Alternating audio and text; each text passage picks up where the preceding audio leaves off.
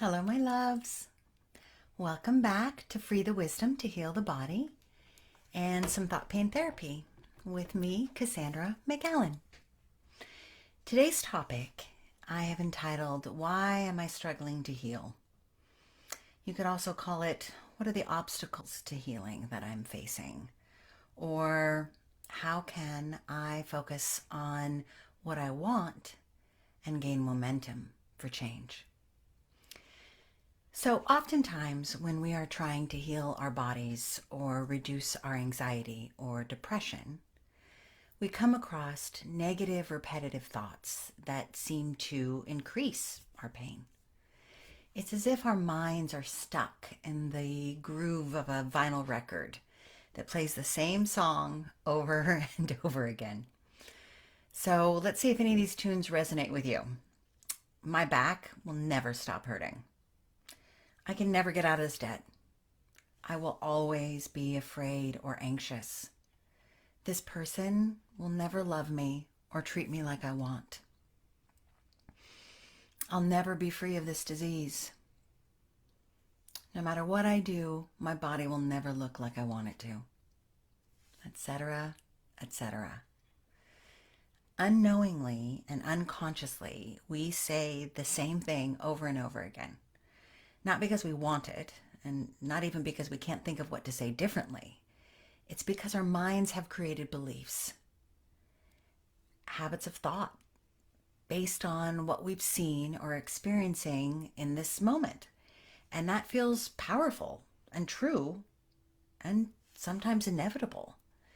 Even though these beliefs are contrary to our wishes, we continue to sit in their energy because it's hard to create new ones. Why? Well, because our old beliefs carry so much momentum behind them. Think of it like a bank account of the mind, a thought account, if you will. Every time we've experienced anything similar to the thoughts I mentioned, we've made a deposit into this thought account, adding to our belief systems. Some of these mental bank accounts are even created in childhood. We imprinted on the belief systems of our parents, their words, and their behaviors. If our parents were poor and complained about how hard it was to make money, we could have been born with the thought account labeled poverty. If we were raised seeing a lot of illness, well, we could have created a thought account of disease. So take a moment with me right now and think about what your childhood was like. What the beliefs were that you were born into. How many of them have you unconsciously continued to believe throughout your life? How many have you overcome and created your own beliefs about?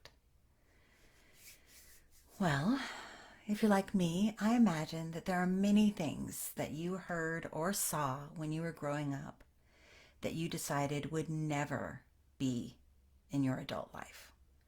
And hopefully you've mastered many of them and closed those negative thought accounts. However, it could be a good idea to do a mental inventory and see if you have unknowingly become a product of these thoughts or carry your own account with them still. A good way to double check is to ask yourself if you have beliefs or behaviors that closely align with things you didn't like about your parents or whoever you were raised around. Are you similar to them in ways that you don't want to be? If you have challenges or obstacles to health and happiness that are not reflections of those that you were imprinted with, well, yay, because in many ways those are easier to overcome. Again, beliefs are nothing more than habits of thought. So the good news is that our thoughts can be changed. So you may ask, why haven't I changed them? Even though I know that they don't serve me. Why does it feel like I'm mentally obsessed at times with things I don't want? Well, here's why. These thoughts have a lot of momentum behind them, and that energy feels like it's where your focus should be. These bank accounts are rich with negative thoughts, and this fullness keeps pulling you back and back into your fears. You feel like this energy, this momentum is manifestation. It's so great. It is so full with all that you don't want, it pulls at you. The account with your desires, however, while maybe feeling equally large, it doesn't carry the richness of your beliefs. They may hold your dreams, your prayers, your wants, but they don't have the power of your belief behind them. So they don't have the energy to draw you into this continual rumination and repetition the way your negative thoughts do. Now, oftentimes we conflate thought with belief, but it is not the same. Our thoughts are endless, and the majority of an unmastered mental mind is often filled with negative and anxiety-producing thoughts. Scientists have hypothesized that the average person has about 12,000 to 60,000 thoughts per day. It's a pretty big spread. I personally think I have about 1,000,000. You might too. And of those thousands of thoughts, 80% are stated to be negative. And even worse, 95% were exactly the same repetitive thoughts as the day before. So think about that.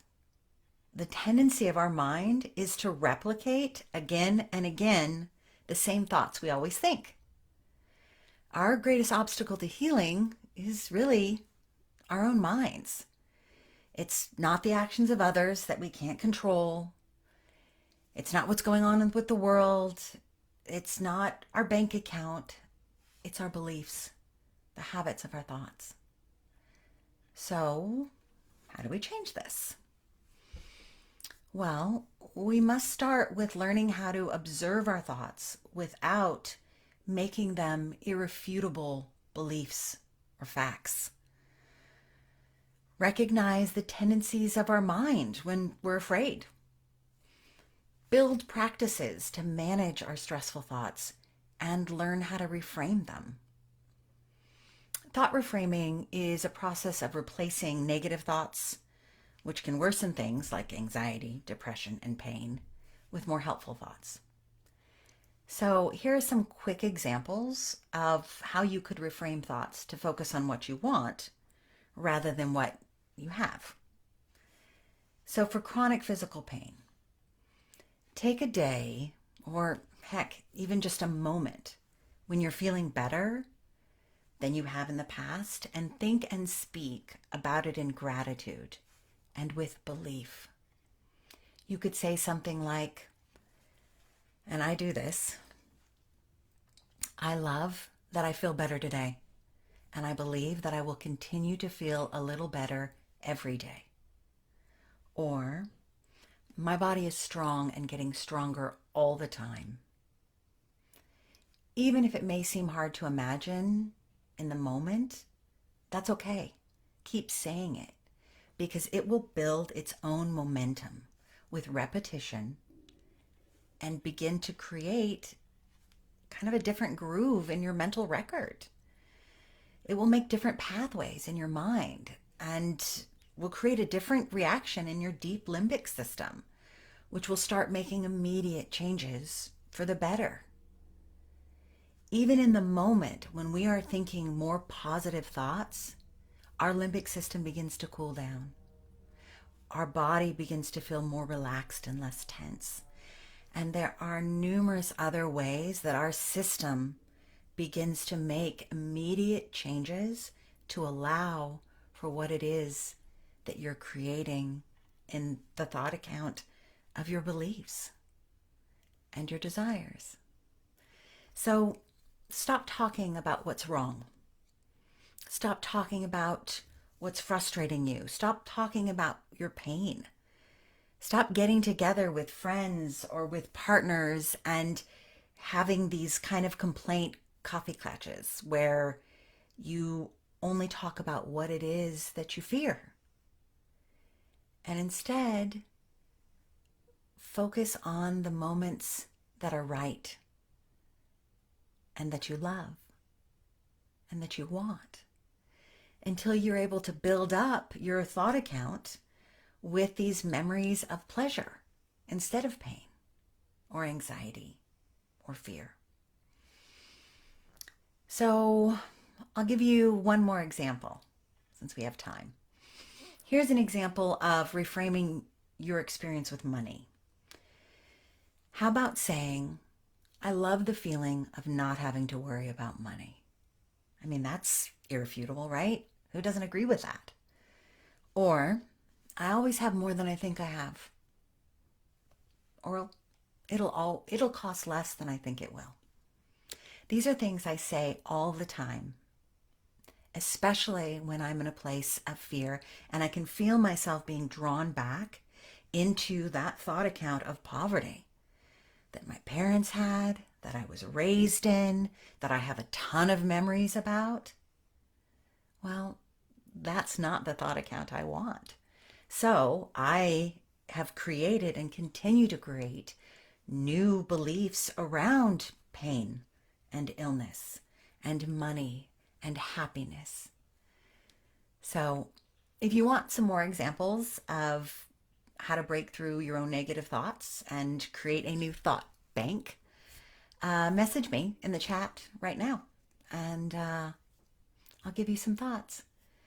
Or if you are not watching me live and you're watching this later, you can always contact me through a link I'll put down here for you. And hopefully I can help you reframe and learn how to create more of what it is you want and to focus less about what it is that you're afraid of or that hurts. Okay. Well, let's see if there is any comments for me to respond to today. And I will get that link for you.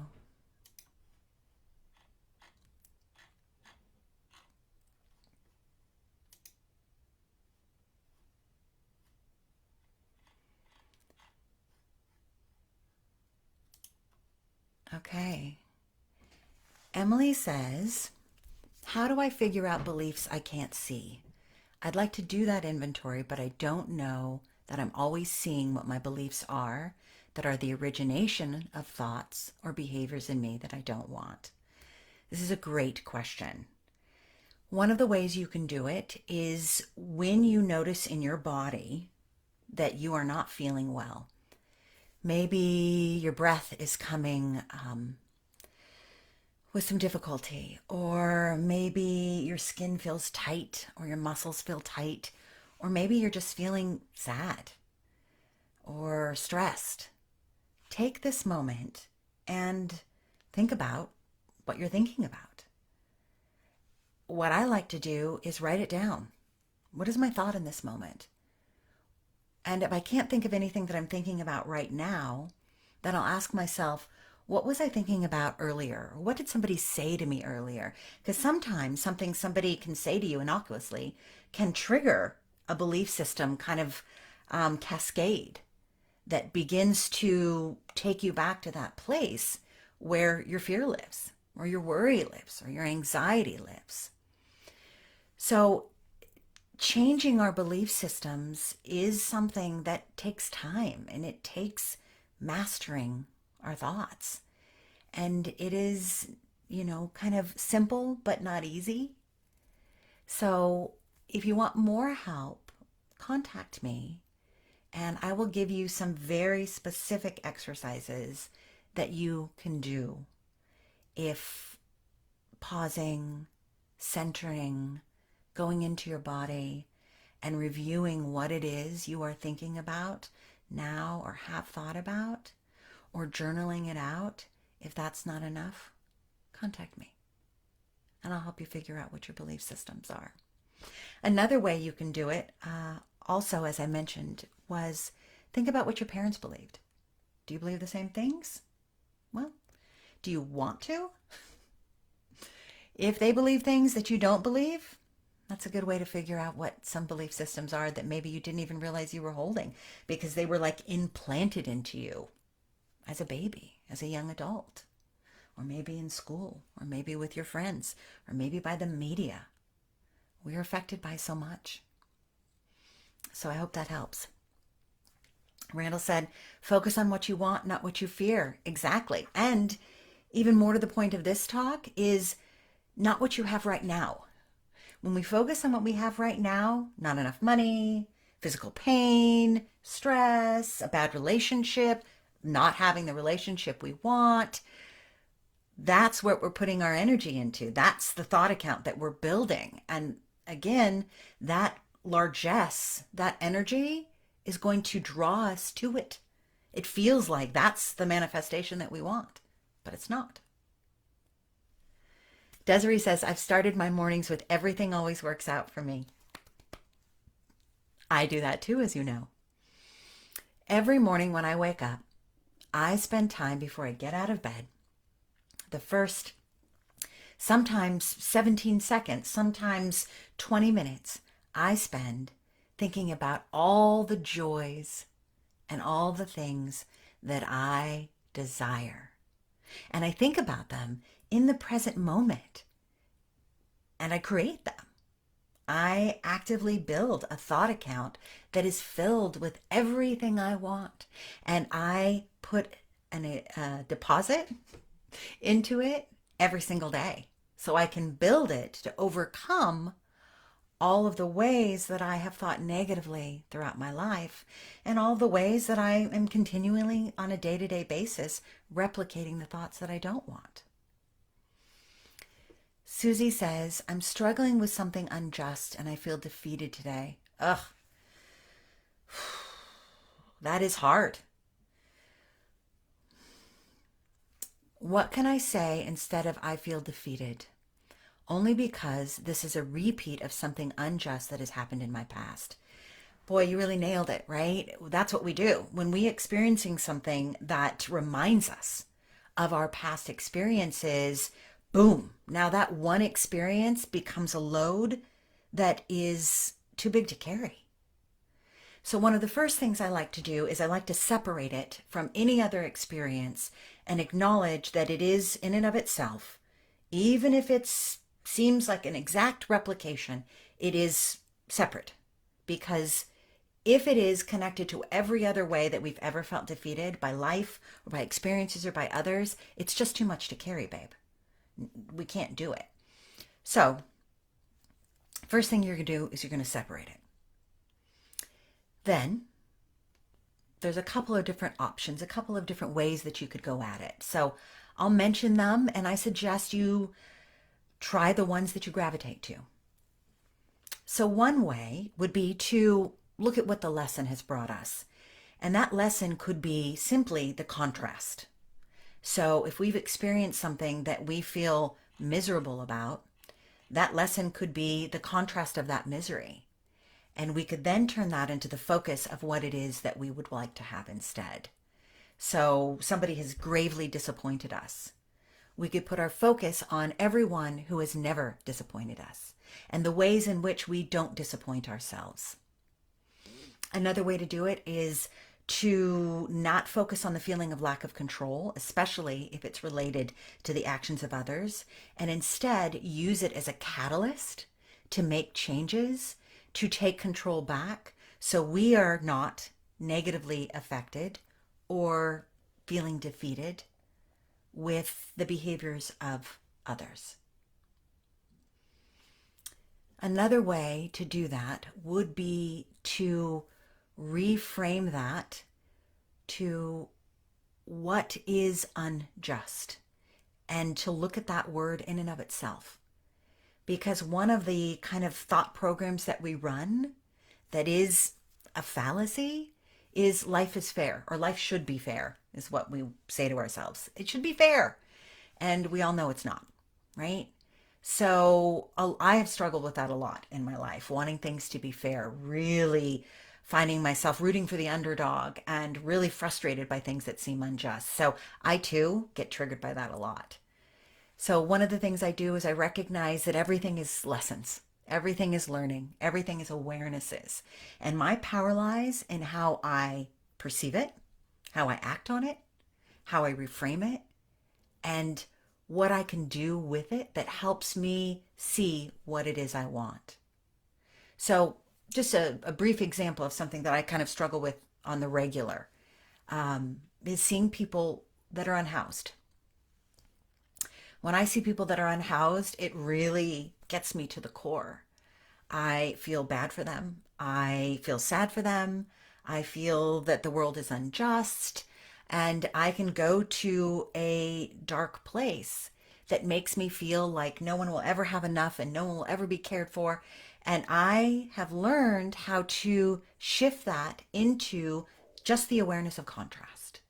Okay, this is an experience that I will never have. I am so grateful for my home and my bed and the food that I always have available and the support that I have. The other way I manage this is I send love and the awareness that everyone is experiencing exactly what they need to do to become the grandest version of the greatest vision they ever had about who they are. And to believe, as I do, my faith is that everything happens for a reason. Sometimes that reason is to help us see what it is we don't want and give us the motivation to get what we do. So that's a lot, but hopefully some of that can be helpful. Randall said that's a lot of negative thoughts. Yeah, right?